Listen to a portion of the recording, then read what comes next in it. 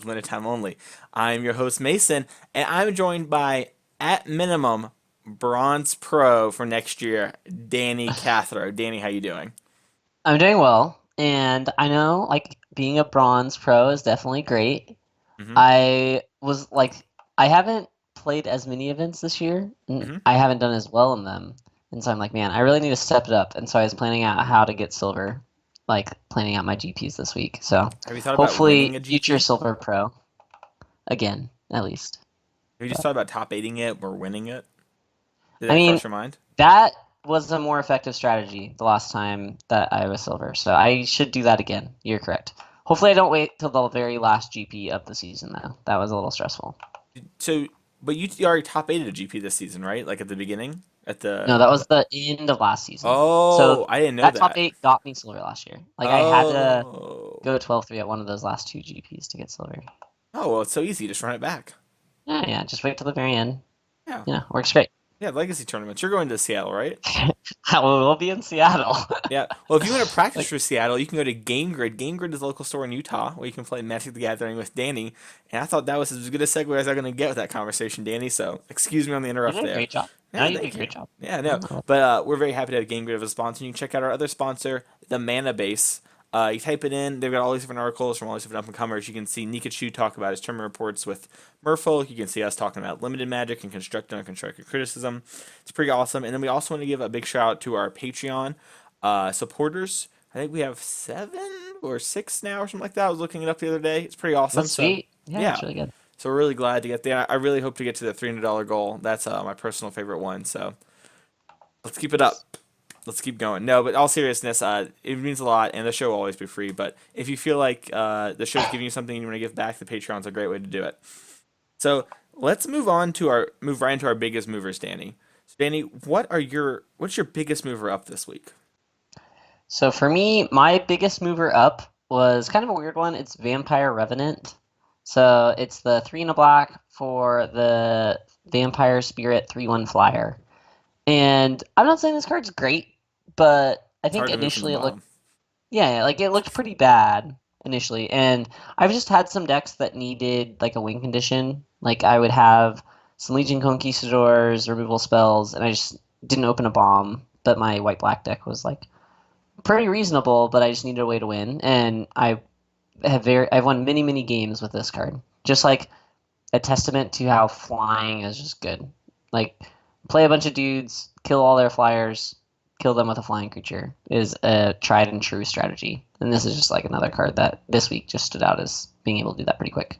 Yeah, I mean the card's not great, but it's not the worst 23rd card ever, and sometimes you get some synergy bonuses, which is not hmm nothing. For sure. Yeah, and like it's vampire Yeah. helps out, and then like a 3 power flyer is really good. Like there's definitely better options, but I think this one is fine. Like you can definitely go to this card and it'd be good. Yeah. There you go. I think that's a good point. So my hmm biggest mover up this week is Secret to the Golden City. So I haven't really played any limited since GP Indy for the team event. hmm And back then we were pretty big on like aggressive decks in draft particularly. So a Yeah. card like Secret of the Golden City coming back and it's seeing being worth so much more with the Sailor of Means deck it's really getting figured out and discovered about a week or two after that event has made that my biggest move it up, even though it's a card that people have kind of known about now since the PT. So Mm. it's No, really that card good. is sweet. Yeah, like if you are heavy blue, like that card is really, really powerful. Or you just make treasures, like you can use your Yeah. treasures to draw two. So. Yeah, draw two, draw three, pretty easy. I love it. So, Danny, what's your biggest mover down this week? All right, so Michael and I were doing some drafts when we were at the GP last weekend, and we had a red-white deck that had two Relentless Raptors. So that's my biggest mover down. Just because, like, that card individually is good, right? Like, it's 2 mana, 3/3 Vigilance, has to attack or block every combat of Fable. Like, that Hmm. card is good. Um, but like red white just wasn't a super impressive color combination. The payoffs for being red white are only in the third pack, and they're not that strong. And so it felt a little underpowered as a color combination. Like there's certain cards that are good in it, and so but it just didn't feel great. And so that's kind of why I just moved Relentless Raptor down a little bit, just because I don't think I want to be in red white as much as I thought it before. Yeah, That makes definitely. sense. It's crazy too because red white was such a good archetype in the last format. Yeah, it Wish was you could get it. arguably one of the better ones. Yeah. Yeah, so it's crazy just how much Rivals has changed everything. I mean, you have two packs of Rivals, right? So it's going to change it a Hmm. lot. But you take it from one of the best or second best archetypes to not really a good one. Uh, it's pretty impressive. My biggest mover down this week though is I have to look at the card name so I can remember. It's Sea Red. So for one in a red, and Danny has his mic muted. I don't know if you noticed that. You I get +2 +1 in first strike, and yeah, it's kind of talking about like you can see how things are changing in my two biggest movers up and down. Right, I've got to draw three as my biggest up, and my aggro is my down. So yeah, yeah. just blocking is a lot better in Rivals of Ixalan than originally thought, and it's just a card that sometimes can get you the win. Like it can really get in there, but a lot of the time just doesn't work out that way. Hmm. So And the like Sea Red I do think is good. yeah, But unlike One with a Win from the last set, it doesn't give you evasion. It just gives you like this is gonna eat your creature until you kill it, which is okay, but it gives them multiple opportunities to try to find a way to kill it, if that makes sense. So, yeah, definitely.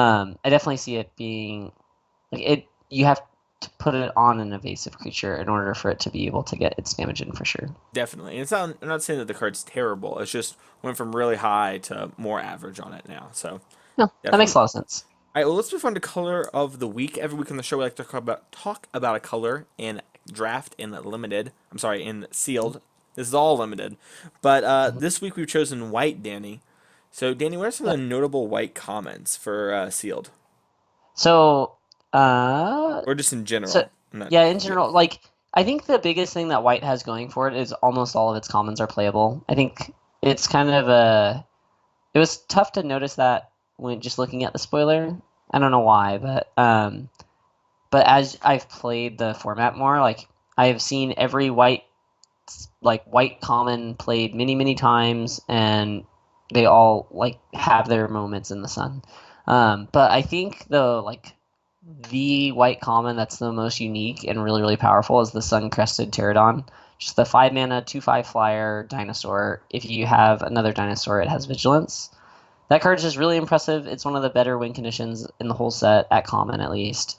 Um, like almost nothing can attack through a 2/5 in the set, and then like we was talking about earlier, just having a flying win condition is always great.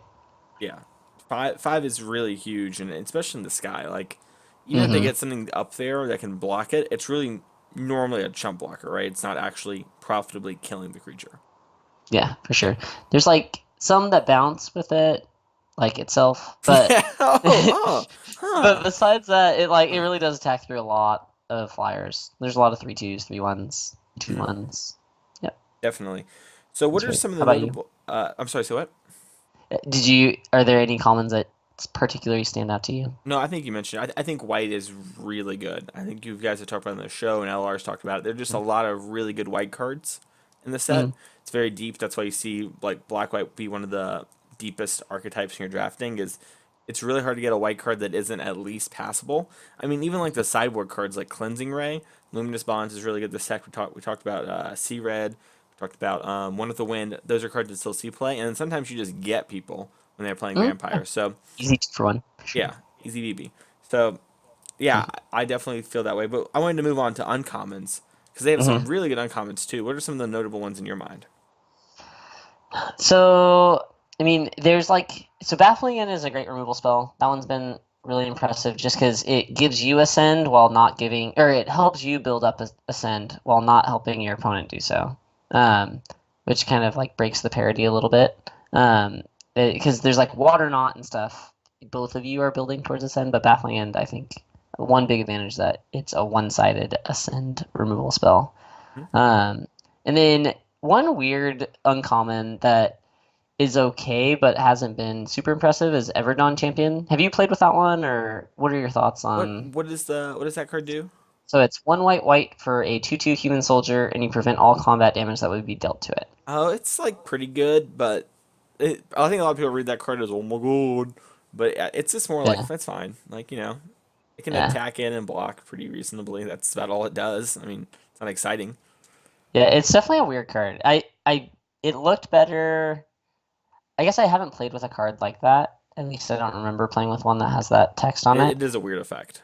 Yeah, and so it's been interesting playing with it and seeing how it plays out. I think it's fine, but it's not like Yeah, super impressive or it's anything. definitely better than Vampire Revenant, but I don't think it's like, Yeah, amazing or anything. I'm not like, oh yes, I got this card, I can't yeah, remember its name. yeah, Mm. yep. So Yeah, so good. Everdon champion, got yeah, I him. had three Everton champions, so obviously 3-0. So Hmm. yeah, But one thing about white is it doesn't have any like slam dunk, super powerful uncommons. Like it has many reasonable ones, but I think Baffling is probably the best uncommon, and that one's really good, but it's not like crazy powerful, I guess, hmm if that makes sense. But yeah, no, definitely. I mean, Bethlehem like fine. Still yeah, some it's of the good. better rares in the set, like Komina. Yeah. Ooh, it does kill Kumina. Yeah, excuse me, most definitely there. So when it comes to sealed in these cards, are there any cards that you specifically like for sealed when it comes to white? So the 2/5 is insane. That's like probably one of the better sealed win conditions. I feel like you can splash that even if you're not going to play white. Like that card is really, really good in sealed. Yeah. And then besides that, like Luminous Bond is a great removal spell. I think that you're just going to be able to take advantage of how deep white is if you open up rares in another color. So, like if you open up Tetzmoc or something, but you don't have a lot of black cards, you're very often going to be playing black-white just so that you can get your playables up Mhm. and you can get a good 23 card deck and be able to play your Tetzmoc. So I've been playing white quite a bit in sealed just because of that, just Mhm. because you can find a lot of passable cards, but they all none of like a lot not a lot of them stand out as like all stars, but they all fill their role and are just kind of reliable cards. If that makes Definitely, sense. I definitely agree. I'm interested. Uh, what do you think is better, Profane Procession or Tetsamok? Profane Procession. Okay, I was just I interesting. Tetsamok is always the uh, go-to. Everyone talks about it, but I was curious yeah, what you I thought was mean better. it's kind of like flashier, but I think Profane Procession's better. Um, I mean, it's close though. Enchantments are just harder to interact with. There's not very many enchantments that are good, That's right, or that except for like ways to kill it and except stuff. for I mean, Cleansing Ray. cleansing ray. That's how Yeah. they get you. Yep, every time. Um, So, but let's talk about the color pair. So we talked about red white a little bit ago and how it's really fallen. I have not found any success with red white before and haven't seen a whole lot of it. Is there something that I'm like missing? Do you need to like just have the right deck come together? What are your thoughts on this, Danny? so what we found is that red white wants to be pretty aggressive. Like that, the uncommon, the Relentless Raptor is like an aggressively slanted card, and like red is more aggressive color. But the white cards don't really lend themselves to aggression that well. hmm Like Michael, I convinced him to take Snubhorn Sentry at every opportunity, so we had like 5 Snubhorn Sentries in our deck. And that card is pretty good in like a white black deck where you're just gonna go late and then they're all gonna be 3/3s. But Yeah, in better our going white in. red deck, it wasn't very great. Like they worked sometimes, but a lot of times they were like horrible, like really actively bad, just because we were playing a bunch of aggressive cards and would trade and make our opponent block, and then we would just have O3s and wait until we drew up to 8 lands or something. And so hmm I think there's a lot of just like not great synergy between the colors. Definitely, I definitely agree there. So what do you think about green white? This one is one that I'm kind of really not happy about. You're not? I Uh, haven't found much success with it. Is it good? no, I don't think it's like particularly great or anything, but Yeah. it feels more in line with what white wants to do. Like, I think green white in theory is fine. I don't think you'll normally be just green white. You'll probably play red also. Just like you'll play like a dino deck, and I think that's fine. Okay. Yeah, maybe that's where I went wrong. Where I just didn't have the right cards come together or the right splash there. So let's talk about. Yeah. I mean, it's not a whole lot to be said there. It seems like it's pretty passable. Hmm. In your opinion, white, blue. What do White you? blue is weird. So it's I haven't drafted it a lot, but you're normally gonna splash. I think like a lot of the blue decks will try to splash stuff with Sailor Means. Um, but you like I think it's good. Like you're definitely in a Sin deck. Like you're gonna want to play Spire Winders and Legion Conquistadors and try to win that way and like Mhm. kind of push into late game. And when like Spire Winder is a really good card. That one's really really impressive. And white pairs really nicely with it because you can easily turn it on and then have a big flyer that can win the game for you. But I think white blue is really. I think it's fine. Nothing like too crazy. It kind of is just like a good stuff deck, I think. Yeah. What's that uncommon? The 2/2 with a send and it gets bigger when it attacks. That thing's been good when I've seen Oh, it play. yeah, that card's like super busted. The Resplendent Griffin. Resplendent Griffin. Yeah, yeah, yeah. Like Yeah, one of our that opponents at the card GP is had two of them. really good. Yeah. Yeah, really, really good. Doesn't line up well against Tetsamok, but it's really good. It hits you for 3, and then you put a counter on it, and then it dies. Yeah, and then you put a prey counter on it, and Yep. then you Tetzlock kill is it. a really stupid card. Yeah. But That's my hot take, by the way. It doesn't line up well against Tetsamok. Remember that at your PPTQ. Let's speaking of Tetsamok, let's talk about black white. So black Mhm. white's probably the most powerful or deepest color combination in this set. Yeah, most people think it's the best color combination. Do you think it's the best? You kind of say that Yeah. like okay, all right. No, I think it is. I mean, I think it's a known quantity, but I think multiple people can be in black white, and all of the decks can be very reasonable. Mm-hmm. Uh, no, it's not like the best version of black white. I'm not sure if that's the best deck in the whole set, but at a draft table where people are like actively taking good cards and drafting very smart, I think black white is a really safe place to be because you're almost always going to get a playable deck. You're not going to get stranded with a pile of garbage, which is like definitely a big upside if your opponents are train wrecking around you. Mm-hmm. Yeah, it's nice just to have like a like, you know what I mean, like a resilient Yeah, path ahead of you. yeah, like a reliable deck, but you know, Yeah, that's much better. yeah, yeah, you know that you're gonna get good cards, and if you open like a white or a black rare, it can win you the game just because you'll have all the supporting cast around it. Mm. So where do you think white stands right now in Rivals of Ixalan Limited? I think it's the color I like to be in the most. I don't know if it's like the most powerful, just as like power level, Hmm. um, but I like to be in it because I know that I'm gonna at least in the first 2 packs, I'm just gonna get good cards, and if it's open, I'm not gonna struggle to fill out my deck. Like I'm gonna have 23 cards that I'm happy with playing, or even 24. But um, I think the power level on some of the other colors might be a little higher, like the best case scenario of your black decks or your red decks, or like maybe not red. Red I think is a little worse, but Hmm. I think black, white, and blue are the stronger colors.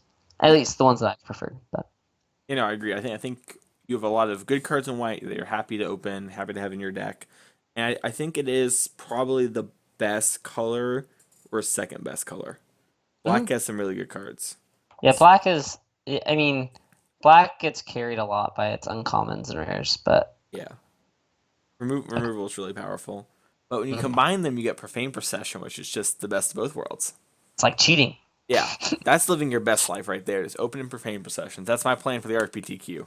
You're gonna get to that in a little bit, but So I've heard that the best card to open is Vraska, and it made a lot of sense to me. because it kills I mean, everything. It's almost yeah, yeah, yeah, unkillable, and then it just wins the game yep, immediately. yeah. Like think of And the every format's so bomb rare. slow. Like Vraska just beats all of the bomb rares. I mean, with rare Mm, exception. Yeah. So open Vraska, I see. I'll open Vraska and profane procession, then just you'll definitely win. just to make sure I top eight. Perfect. Yeah, And then time to draft. exactly. But I'm gonna draft all the Snubhorn sentries because Danny Cather told me to. I love Better that. Goblin Guy, I believe, is what Danny said. So, I said exactly that. That's what I said. yep. Perfect. Put on your uh, gravestone. what? Great. What? No, no. Put it on the gravestone. Yeah. The Snubhorn Century is better Goblin Guide. Oh, All right. easy. Yeah, it's Go. like Consigned to Oblivion's Time Walk. It's obvious. Don't say silly Nice. things on the podcast. We're trying to have a serious show here. I Uh, know. Come on. Come on. yep. But Danny, I've been told to hand the reins over to you when we get to this portion of the show. So we're gonna go to the training grounds, which this week the training grounds is preparing for your RPTQ and PPTQs, especially when it comes to limited. So here you go, Danny. Perfect.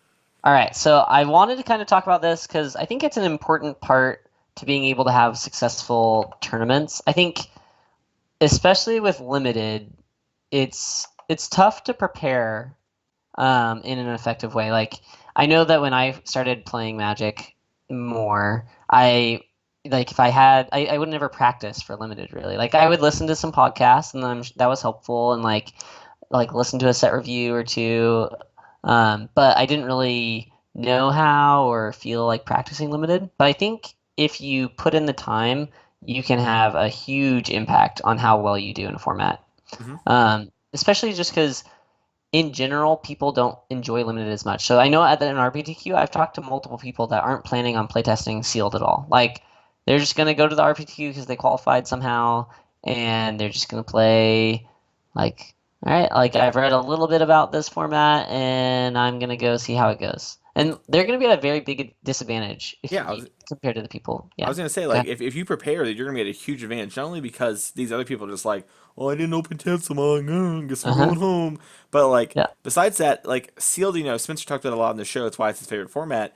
There really is like a best sealed deck, right? Like you have Uh-huh. all the information. So if you Yep. know the cards and the interactions more, like if you let's say you just listen to LR, right? You played like one GP and then you didn't play again Mhm. to the RPTQ except for maybe like I don't know, like one Moto League, right? You might Yeah. not know Sailor means is a real archetype. You might open three of this 1/4 and be like, crap, wish I had better Yeah, cards. in Ixalan it was bad, and like Yeah, maybe you go off of that intuition, and you're like, oh exactly. yeah, I mean, like my blue's not that great. Yeah, Let's look exactly. for So, something else. Like it's a very easy jump to make, right? yeah, And it's just as you prepare, you can make I think you make huge jumps in how well you can do in a format. yeah, definitely. So when you're looking for a PPTQ and an RPTQ, it is multi-format, right? So it is Hmm. sealed and draft. So in your experience, how do you like approach a multi-format draft? Like is there one that you value higher because it's first? Like you have to do well in sealed in order to get to draft. Yeah, But then if you get to draft, you want to win. So so yeah, we can kind of use me as the example for this. So one of my friends was asking about like, do you want to draft tonight? I think this was a couple days ago, and I was like, no, I really don't want to work on draft until I feel good about sealed. Well, I just want to play a lot of standard because standard's awesome. But more importantly, like Mhm. if I'm gonna play, I want to play sealed because I have to do well at sealed to make it to top eight. And then Mhm. I feel like I can listen to things like LR and LTO and do a couple drafts and get a lot more out of it than I can sealed. Because you only need Mhm. to win one game in top eight, so as long as your deck isn't a train wreck, right? Mhm. You can go the distance essentially. Since in Yeah. case you don't know, at RPTQs only top four move on to the Pro Tour, so they don't make you play it out. You just have to win one round if you make it to a draft. So Mhm. yeah, so And for at a me, it's PPTQ, it's yeah, a little different, yeah, but yeah, like, and even at a PPTQ, you still have to win. Like, let's say it's 6 rounds, you have to go 4-1 and then draw, or sometimes 5-1, right? So yeah. you have to have you have to win a lot of games with your sealed deck, and I think most people that are preparing, even if they are most people don't prepare, and the ones that do, they mostly just draft because a lot of people don't think that you can or they don't think that you can like improve at sealed very much, which Which is is pretty preposterous. But it's kind of funny. I could say some yeah, stuff, but whatever. like Andrew Cuneo, I think he was the pro that he like 9-0'd 3 straight, or like he 9-0's many sealed GPs, Hmm. and like it's just because like I mean if you know how to play sealed, you can give yourself a huge advantage. I'm sure like he opened playable pools and stuff, but Yeah, still. yeah, So but I mean also, but like sealed plays out differently than draft too. Like some yeah, the formats, it's format's like completely different. Yeah. yeah, like it's just how things go. Like it's much harder to get synergy driven decks, for example. So Mhm. yeah, Like Owen Turtenwald plays main deck Dark Inquiry in every sealed deck list that he's posted. yeah, Like every single one. He's posted like four or something. yeah. He And runs these every time decks. we're like, and yeah, and people like ask him like, "Oh, main deck Dark Inquiry," and he's like, "Yeah, my opponents have Tetsamok. I'm gonna play like, of course I'm gonna play Dark Inquiry. Like, why would I not play this? It Yeah, kills Tetsamok." yeah. Well, just it kills all the elder dinos, right? And they're Yeah. all except for maybe the white one. They're all really good. Uh-huh. The white Yeah. one No. just Like, takes a lot of mana, but I mean, and yeah, in sealed, it's still good, right? yeah, Like, it's you're true. not gonna die. You're fine. Yeah. So I mean, yeah. So like just even there, right? Like it's me like using some draft experience to talk about something in that moment, right? That's somewhere I could have learned if Hmm. I played more sealed. So yeah, Yeah. it definitely is different than preparing. I do think it's better to err on the side of sealed, but that doesn't mean you shouldn't draft. Uh-huh. I I agree with you. I think that you can get a bigger advantage and just put yourself if you get yourself in the top eight, you'll have a good chance, right? Um, and that's definitely how I like to think about it. So, um, I guess we can jump and talk about how we prepare for sealed. Okay. So one thing that I have noticed, there's a lot less resources available when you're trying to prepare for sealed than for draft, just because it's not as popular of a format. But what are some ways that you, or like some resources, I guess, that you've found to try to prepare for sealed? Sure. So one of the things that I do is there's a website that I can't remember its name right now, but when I'm not talking, I'll try and look it up. But it builds you sealed pools. You and I did it for GPND. Yeah, yeah. Yeah, so you can build a sealed pool and you can like build your deck, and that gives you a good example of it. Another thing I do is I just try and go and listen to a lot of people's set reviews and week of shows, like when it's first starting off, especially because that's when you get the most limited content from non-limited focus podcasts. So like your first Okay. strike stuff like that. It's a way to Yeah. get a lot of opinions about cards very quickly. Because one of the most important things when it comes, especially if you're like, let's say you're preparing for a PPTQ specifically, right? Like the week Hmm. of, the set comes out a week early on Magic Online. So, well, first off, I would say play Magic Online, but let's assume that you're already doing that, and or you can do Yeah. that, right? So you need to get as much information as quickly as you can because information would become the biggest thing, right? So, like, let's say Hmm. everyone had found out about Sailor Means in the first week. If you're listening to First Strike or whatever LTO and all these shows, and they're all talking about this Sailor Means deck, and you open up your Hmm. pool and it's there, it's like, oh, amazing. And there might be other people in the room who aren't doing that kind of legwork, or they're Yep. only playing Moto, and since they're only playing with themselves, they never had a chance to get the Sailor Moon stack. That's something you hear a lot when you listen to Channel Fireball's videos, especially like the Chog back in the day, is that they would Hmm. take rares because like, well, we might never get Azor's Gateway again before the PT, so we have to take Azor's Yeah. Gateway now. Or they'll like load packs in the draft to make sure there's an Azor Gateway as the rare. That's sweet. Yeah. That's one thing that I think is really, really important to sealed is to have some amount of familiarity with all the rares. Because that's where most of the power level of your deck is going to be. Not, I mean, it's not always true, but in many instances, opening up the Immortal Sun or like some rare is going to be like a lot of the power level of your packs is going to be loaded there. Hmm. And if you're not familiar with most of the rares in the set, you're not going to be able to know when they're good, when they're bad, how to construct your deck in order to use them. Like Captain's Hook might be a better example because it's kind of like a weird card, but is very powerful, and you can win a lot of games with that card. Yeah, But if you've never played it, you might look at it and be like, "Oh, it's kind of looks like a bad equipment, right?" definitely. And so that's something that I always try to do is like definitely before the PT, anytime we always try to play with rares. Like if there's a rare in the pack, we generally take it and see how it goes. Just because, by the time that we're this far into the format, you should be able to have played with most of the rares, or at least talk to someone that's played with it and get their opinion. Yeah, Uh, definitely. Are there anything but that you do for getting information specifically for sealed? my biggest thing is I think just discussing with people. I think you have to play games though. So with draft, I sometimes can kind of cheat and not draft as much. I normally draft because I enjoy it a lot. Um, but there's so much content for draft that you can almost get away with not playing a lot and still be able to get a lot of the information. But with sealed, you have to like seek it out. So for me, I have to play more sealed and I have to talk to people about how to build sealed pools, why they think this is good, how good they really think Tetzmock is, like that type of stuff, right? Like you need to use more human resources because there won't be as much on the internet to go off of. Yeah, definitely agree. Um, yeah, I'm trying to think of it. I can't find the website too, by the way. I was looking up on my phone. Do you remember the name of the Yeah, website? normally, I mean, if you just go to sealed pool generator and you just like type that in, Oh, it's one okay. of those. Sure. There's a lot of them. So Yeah. like magicdrafting.com is one of them, but there's a bunch of different ones that they all work pretty well. Yeah. But so that's a great one. Like do practice pools. Find like I have a friend on Skype, Hmm. talk to him, or in person. You can go over practice pools. Yeah, you can also Um, like take a picture of your pool and send it to like a Facebook chat or a Facebook group. That's another thing mhm. you can do. Yeah, yeah, you can post it to the constructor criticism Facebook group or something if you have like Oh, a close one. Yeah. that's good. And if you're a patron of $5 or more, you can do it in the Constructed Critics group. Ooh, yeah, that's Boom. great. But we used to do a section. It was kind of hard to execute on a podcast. But How you build it?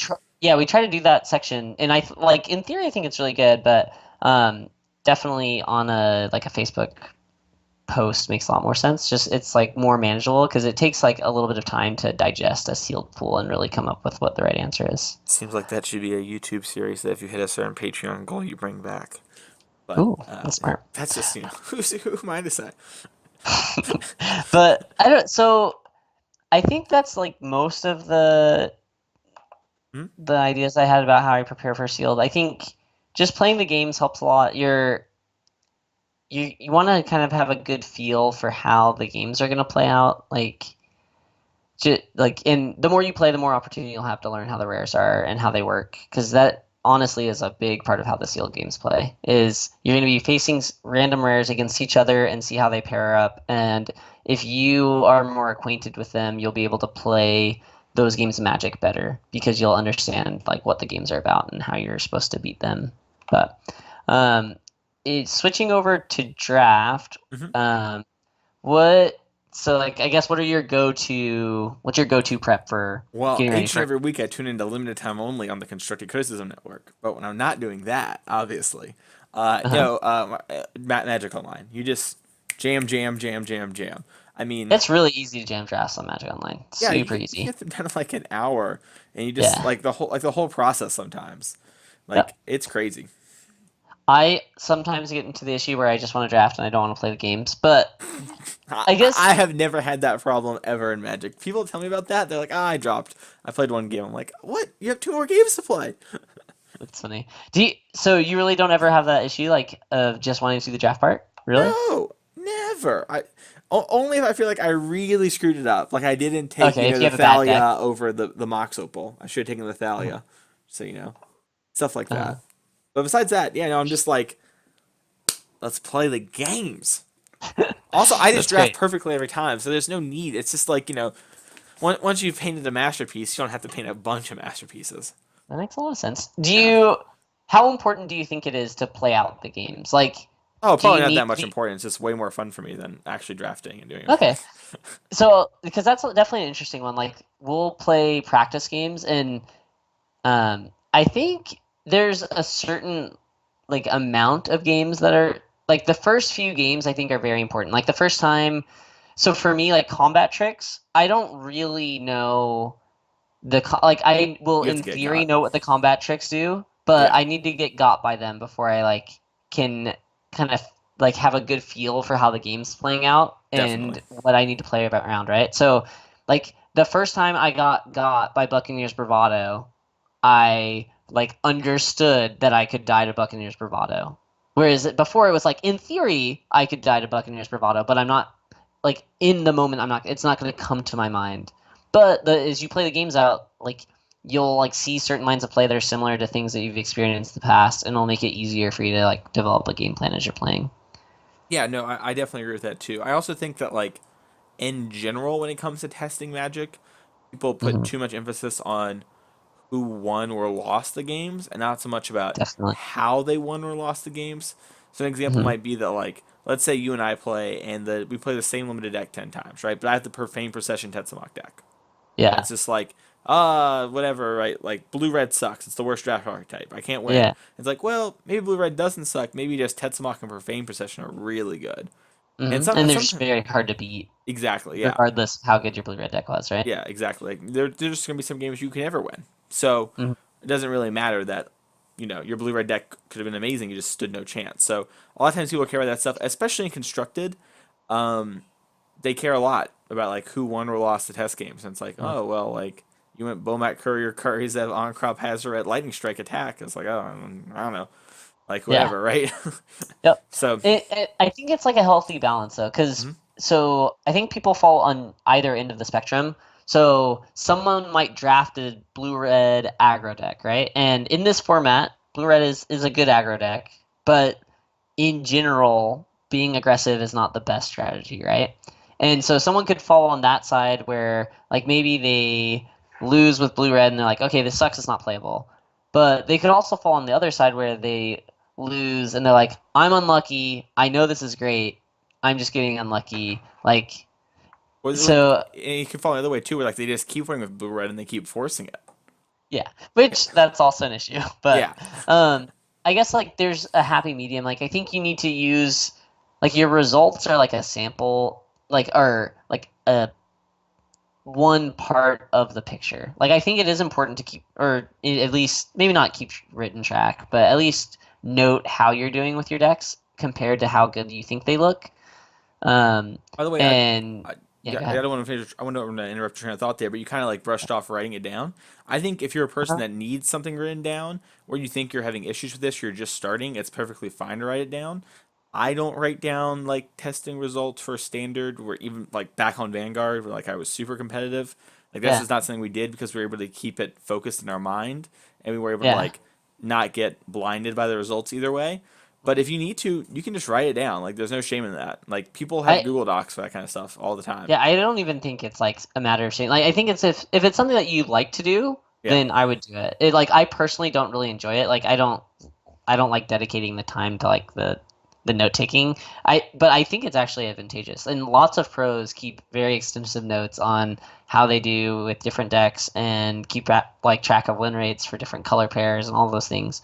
That's And the I think entire you team can get a lot mousetrap. of right. There's like like lots of teams do that. And so there's definitely like merit in keeping notes on those things. I think that you like if you don't want to do that, you don't have to, and you won't be at like some huge disadvantage. But Mhm. it's definitely something that will probably help.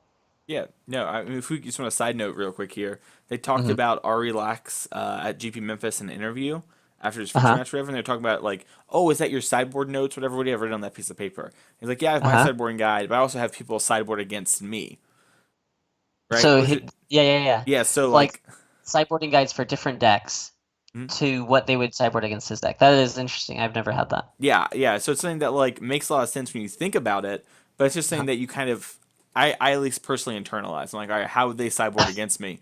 But Hmm. like a lot of people don't internalize their own sideboarding guide, so why would you not do it for somewhere else? Like every Yeah. article, you can just go and like look at Brad Nelson, like, oh, he's playing blue, black, green. This is what Uh he huh. does, and you just write it down for your one matchup. It's like, all right, they Yep. bring in this, so That's super interesting. helpful. Like at Memphis, I played against a black red aggro deck, Hmm. and he kind of had the dexterity issue where he dropped an Angrath on the battlefield. So I got to see it, and then I was like, "Ooh, he has an Angrath in his hand. Yeah, Perfect." And then he had like a 2-drop, and I had a Chandra's Defeat in my hand. It's like, oh, hold on. I should actually sandbag this Chandra's Defeat and just try to use creatures to trade with this 2-drop, otherwise I might lose to this Angrath. But this Chandra's Defeat can actually answer it relatively cleanly. yeah, Um, and so, like, I did that, and it worked out, and I won that game. But I could have had that information just from a sideboard guide. Like if I knew that Black Red had Angrath in their sideboard, I would know that I should plan accordingly and like try to save the Chandra's Defeat because it can trade with that card in addition to Chandra, right? hmm And so that's definitely like a way that you can use information to have like a big advantage. yeah. So No, I think that's very important. I think that's just a good thing in limited in general. I know yeah, one thing that some pros do is, or on the topic of taking notes in game, is that they'll yeah, write down the important cards while they're getting played yep, against. So they'll be like Bombard, Buccaneer, Bravado. Even if it's just card of a loot, they'll just write it down and we're shorthanded. And they're that way when the time comes, they don't have to think like, oh, what have I saw? They can go over and say like, I have seen these cards. yeah. So, It it definitely so there's like certain cards like the rule of thumb is like you don't play around the Wrath until they show it to you. mhm. Like but if they show you Settle the Wreckage and they're holding up 4 mana, like Yeah, if you can afford to play around it, like and you've seen it, that definitely changes how things work a lot. yeah, most definitely. Um so I guess like when you're at the site of the tournament, so one thing that I've always talked about is um like how much I guess legwork do you do with your preparation once you like have your deck and you've built it, you submitted it, and like you go talk to your friends and you show them your sealed pool and you guys compare and like give advice. Hmm. Like, do you spend a lot of time doing that and like try? I don't know if that question makes sense. Like, how much time do you use while you're at the tournament to try to like modify your sealed pool or like Uh, how you're gonna sideboard, I guess. so a decent amount. It kind of depends. So some people are less like excited to show you their deck, if that makes Uh-huh. sense. And it's kind of like, oh, I don't know. Like, do you know what I mean? Like, it's a weird thing. Yeah, yeah. Yeah.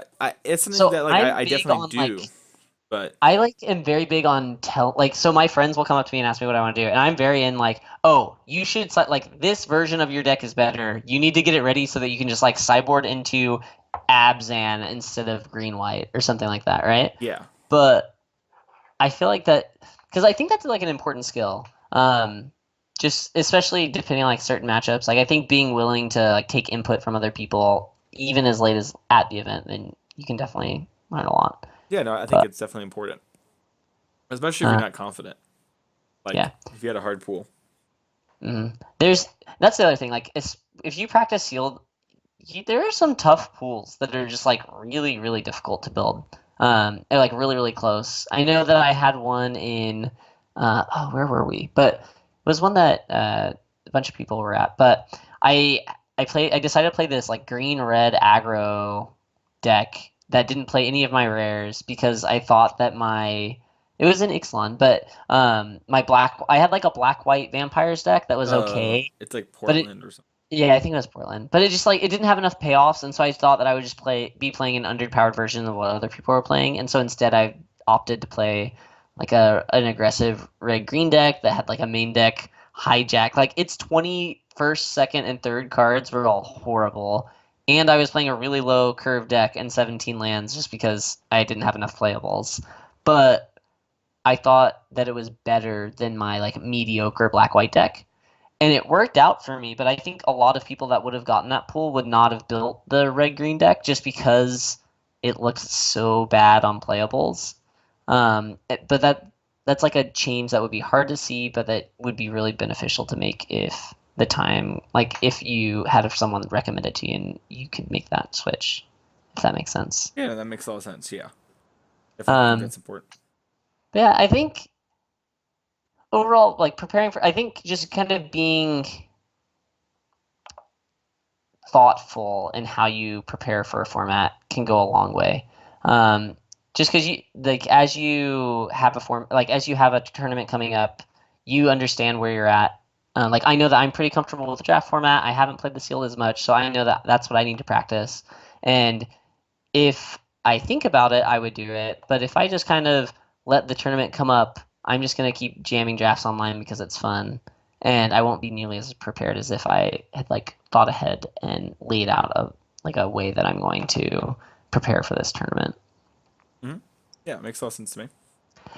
Cool, but I think that's mostly what I wanted to go over. Just kind of just talk a little bit about how to prepare for I think RPTQs and PPTQs being the similar format definitely helps because lots of people have to prepare for both of those. Yeah, So definitely agree. Yeah, I think that was a good episode. I think we covered some good stuff. I hope you enjoyed it. Run yeah, home. Yeah, good talk. yeah, I did. You know where else you can get good talks, Danny? By going to the Where? mana base and reading and watching some great videos from other people who might have other things that we didn't think of. Or one thing we didn't mention that makes a lot of sense is you can go to websites like that, the mana base, and watch draft videos. There are other websites on the internet that have platinum level pros. They use old combos like Channel Fireball, for example, and you can watch Ben Stark draft. I don't know if you know this or not. Ben Stark's pretty good at draft, and so Yes. if you don't have time to draft and play out everything, right, you can just watch Ben's draft. Or you talk Hmm. about Danny's thing. One thing that I think a lot of people don't do is with the video, you're allowed to pause the video, and you can be like, all right, Hmm. what would I take, right? Hmm. And then you'd be like, all right, I'm gonna take Raptor's Companion or whatever, right?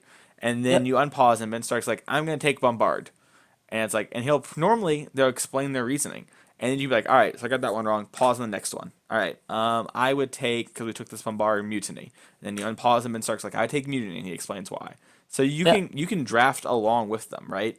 So I think that's a very important thing to do. You can do that constructed too, by the way. So there you go. That's a great idea. Yep. Awesome. It's a great way to get a lot of value out of it. Another way to get a lot of value out of things is to be a patron of a limited time only. Uh, no, all jokes aside, though, it really does mean a lot. And thank you for the patrons we do have. I do not have your name pull up in front of us, but it means a lot. You can also Mhm. check out the Game Grid. It's a great store in Utah. You can play against Silver Pro, soon to be Bronze Pro, Oh Danny. my goodness. Shots fired. Shots fired, Mason. Danny, if you hit bronze, my intro will be so much easier because you'll be my favorite bronze pro in Utah. Unless Matt does well at the PT, and then it gets No, Matt's already. awkward. Oh, that's true. Michael Yeah, is silver, though, so Michael's you're silver, not so wrong. he's locked, right? And Yep. then Matt is at 6 points now, right? Is that how many you get for topping a GP? Well, he gets 5 for top 4. He gets 5 for top four. All right, so he gets 3 from the PT. So he's 2 points away minimum. He has away. Yep. Mm-hmm. So you might have to battle with Matt. I don't know. He's got that hair on you. Step it up. Yep. Awesome. So let's move on to uh, what's the pick? I don't think we have any. I'm trying to I pull don't it think up while I so. was talking. Yeah. But hashtag what's the pick is our Twitter outreach program. If you tweet it, we will pick it. Just take a moto screenshot or lay the card pack out in front of you and let us know. And you can do like pack one, pick twos and threes. We just have to make sure to see everything. So normally those are good when your first pick's like Tetsamok. So please don't send us like Tetsamoks and stuff. Unless there's foil Tetsamok versus Profane Procession, in which It's case a toughie. I need the foil Tetsamok for my Hour of Promise deck to be blingin'. But my Profane Procession. These are the hard questions that you can find each and every week answered on this show on iTunes and the website. Danny, if someone wants to tweet at you and ask about your amazing smile, where can they do that? My Twitter is at DJ Cathro. And then also the Facebook page is a great way. The Constructive Criticism Facebook page is a really good way to get a hold of pretty much anyone that's part of the like constructive criticism family, myself included. So Yeah, Familia. familia. We're a lot like Fast and the Furious, you know.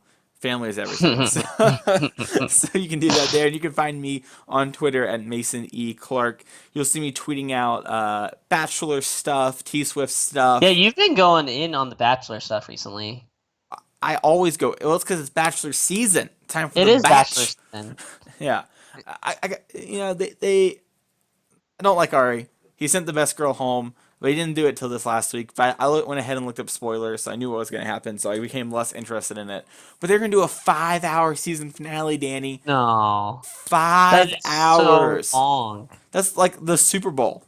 I Now, have it's spread watched over 2 nights. one season of The Bachelor, Yep. and I will say that I enjoyed it. What do you remember who Um, was the batch? it was the last one. What's Oh, Nick the? Vile with Yeah, Corinne. it was Nick. It was Nick with Corinne. Yeah, I mean Corinne Corinne. wasn't even close to winning, but everyone just remembers Corinne. Yep. Yeah, well, Corinne should have won. They were perfect together. Nick just doesn't want to work for a living. Corinne It doesn't work for a living. it was kind of crazy how. I mean, yeah. That I was entertained for sure. I want to say that I've learned a lot of professional Platinum Pro Magic players love The Bachelor. This is what I've learned in the last 24 hours. Sam Pardee, Matt Nass, I forgot the other guy's name. They all watch The Batch and they have their own little fantasy league going. So what I'm saying is there's a direct correlation between Platinum Pros and The Bachelor. So I don't even know if everyone you listed was Platinum Pro, but we'll move on. Matt Nass is close. At least gold. He's going for it. Did you see that Hollow One play? That's a Platinum Pro play. All right. I didn't see it. The show's running long, and Spencer's going to be mad at this. But thank you, everyone, for watching, and we will see you all next week. Have a good one.